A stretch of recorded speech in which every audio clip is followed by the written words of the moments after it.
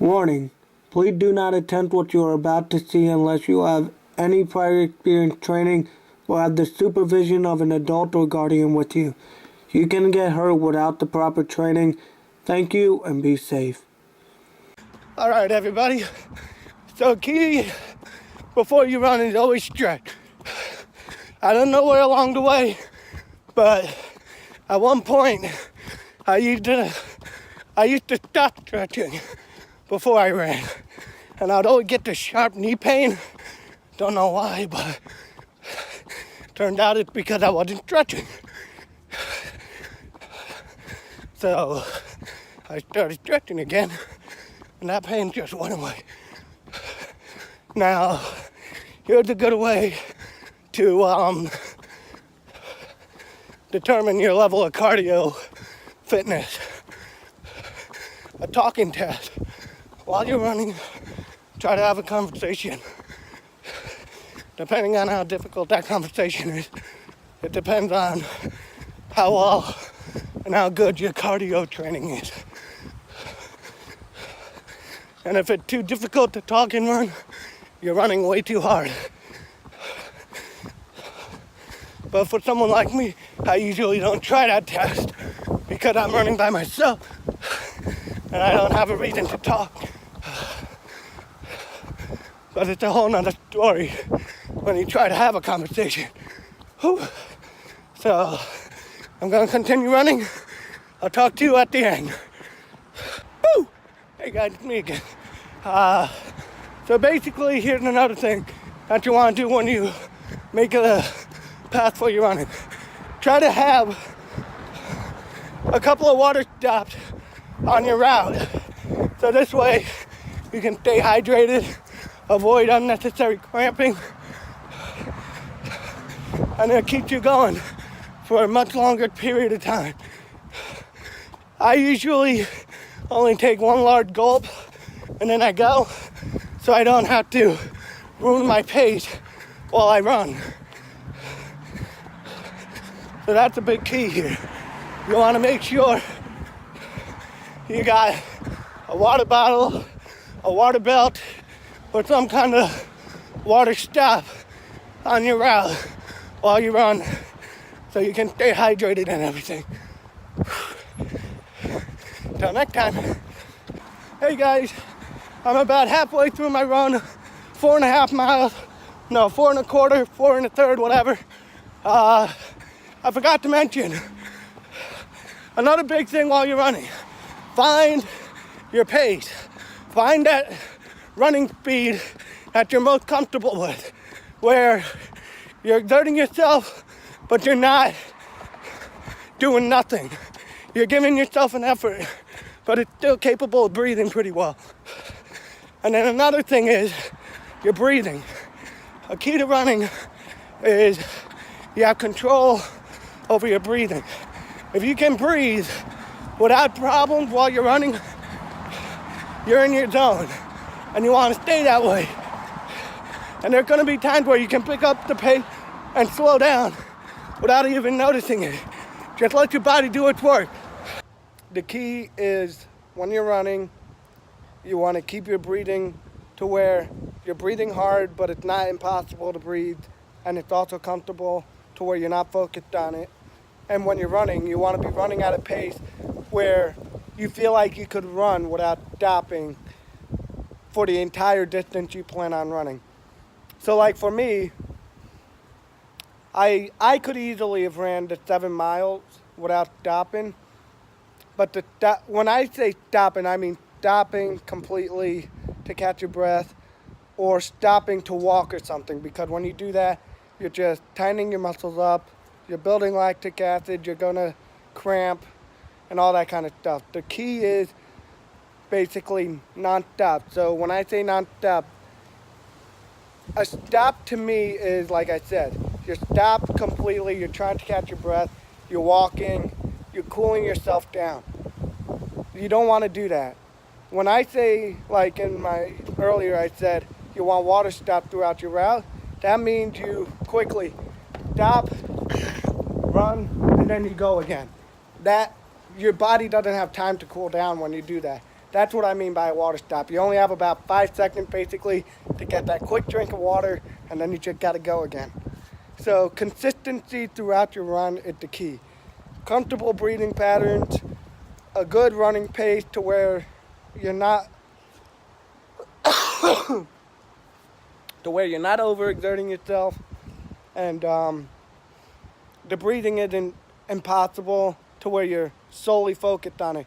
You really want to be in an empty state of mind when you're running, because if you're so focused on your running, it's gonna feel 3 times as difficult.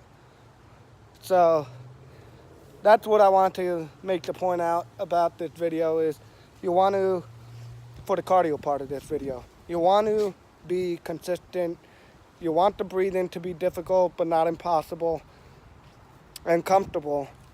But you want your running to be a good, consistent pace to where, again, you're moving at a decent speed, but you're not walking and you're not stopping, and you feel like this is not too hard. I can run the entire time and not stop without a problem. That's the key point. You want to run and not stop throughout your entire route, because if you stop, you're going to tighten up. So I'll see you guys at the weightlifting portion of this video later tonight. It helps if you to keep proper posture. If you look up at the ceiling or focus on a point above you while you do your squat. Okay guys, so the key here is you want to keep complete control over your repetitions. You want slow and in control, so this way you get the maximum effort out of your reps and you get the maximum results out of them as well. You want to stay slow and in control when you do these reps, so you don't hurt yourself when you're doing them.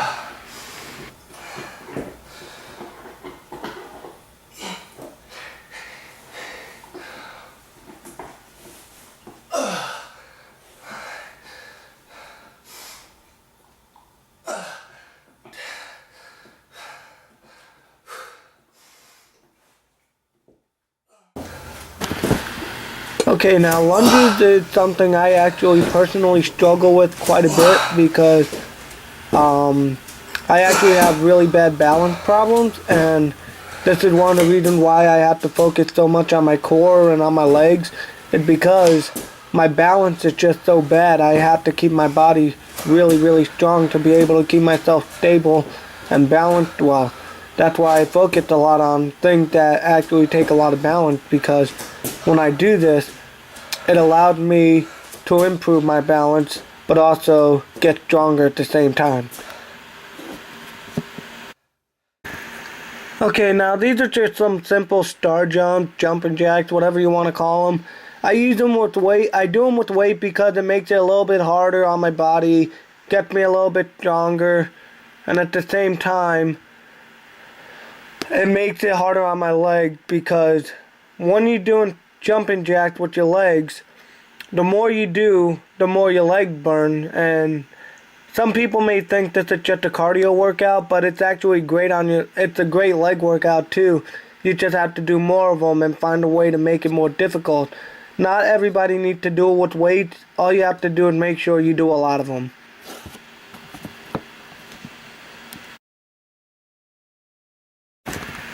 Now I call these bench hops because you're literally jumping over a bench.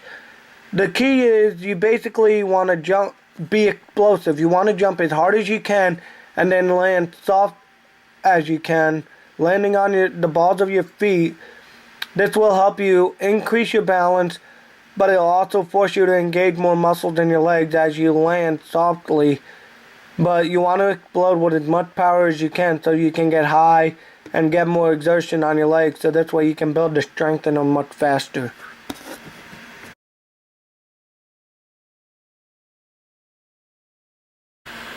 Okay, so this is your basic deadlift. It's great on your hamstrings, it's great on your quads, and it also works your lower back.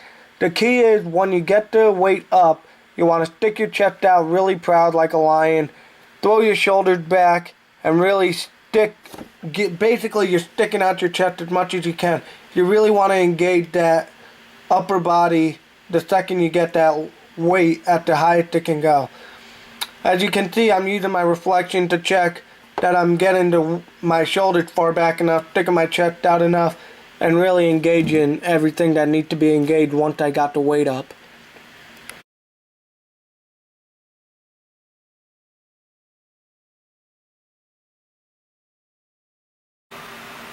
We're now on to the core part of the exercise. Core is a very essential part of the workout. These are elevated leg raises. It's great on your entire core, and it's also great for your upper body because you have to keep yourself tight and engaged while holding yourself up and at the same time raising your leg to get all the entire core worked out. There's a secondary exercise that's right after it called knee raises, elevated knee raises, which work out your lower core. Again, you're still working on your upper body because you got to keep yourself suspended and lifted off the ground, and at the same time raising your knee to your gut, so this way you get full efficiency for your repetitions. Okay, moving on, we're on to laying down leg raises. It's basically the same thing as elevated leg raises, except you want to make sure your lower back is on the floor. This is a more intense one where your shoulder blades are off the ground, you're not keeping your hands under your bottom, and you're raising your legs at the same time. A more moderated version is you put your hands under your bottom and you just start raising your legs the same way. Okay, next we have the alternating leg raise, the toe touch.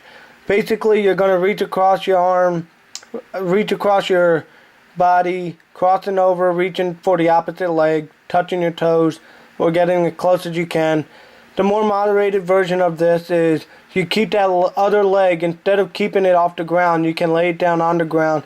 It'll make things much more simpler, but you still want to get that other leg up and then reach across and try to touch your toes. This will help work on your obliques and your core at the same time.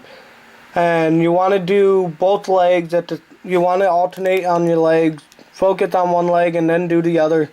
This will help get maximum efficiency.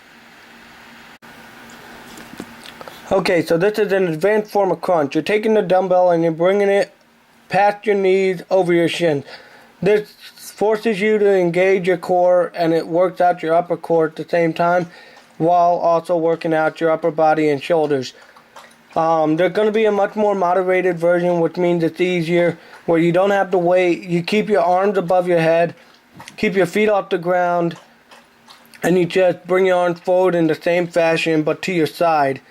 You'll see an example of this after I finish, but even easier than that, you just keep your feet on the ground and then get your shoulders off the floor and to the side.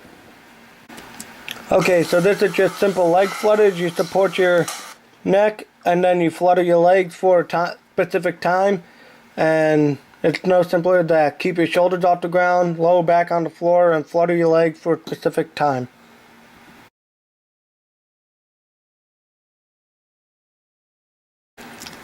Okay, so what we have here is a much more advanced form of sit-up. It's weighted, so you'll be engaging your core as you sit up, but the weight will make it a little bit simpler as you bring it forward. But the key in this is the going downward motion. As you go down, you want to keep your core engaged, keep your body in control, and raise the weight over your head and don't let it touch the floor while keeping your core engaged. Doing all this at the same time will help build your core endurance as you learn how to keep your muscles tightened without letting them get exhausted. Lastly, we have mountain climbers. You want to keep your shoulders rounded, keep your back straight, get your knees past your arms if you can, and do it for a set time. This will also work on your core endurance and also build your cardio at the same time. Thank you so much for watching. Please subscribe to my channel if you want to see more content. I'm open to any ideas for videos that you may have.